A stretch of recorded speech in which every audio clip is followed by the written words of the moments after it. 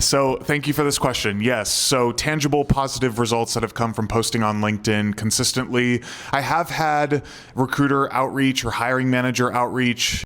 And, I'm not in a place where I'm looking for a new opportunity, but, what's great about having that outreach is that I can then share with them, hey, let me share this with my network. I know people that are looking, so can I pass that message along?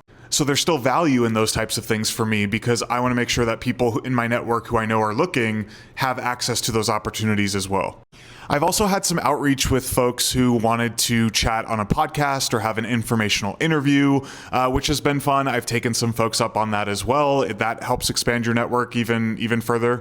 And, metrics that I don't really worry too much about or that matter too much to me, but my follower count on LinkedIn has more than doubled within this almost year timeframe.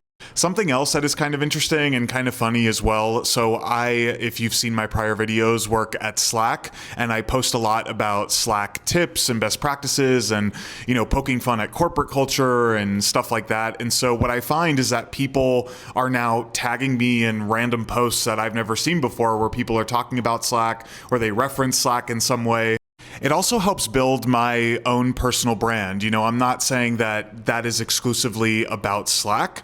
It's a portion of it because that's, what I do on a day-to-day basis. That's where I work. But also it's about just the conversation I'm creating about corporate culture, about posting in a different, non-traditional way on LinkedIn, just creating more conversation. And the tangible value that I see is a growing, expanded network where then I can then follow the people who are following me because they're either in a similar line of work to me, or they're sharing similar content. I posted recently on LinkedIn that sort of jokingly, but kind of, not joking as well, that the LinkedIn playbook for, getting the best feed is to follow brand strategists, copywriters, marketers, and community managers. Because I like seeing the different initiatives and campaigns and ads and, best practices and thought leadership that people are engaged with in their own work.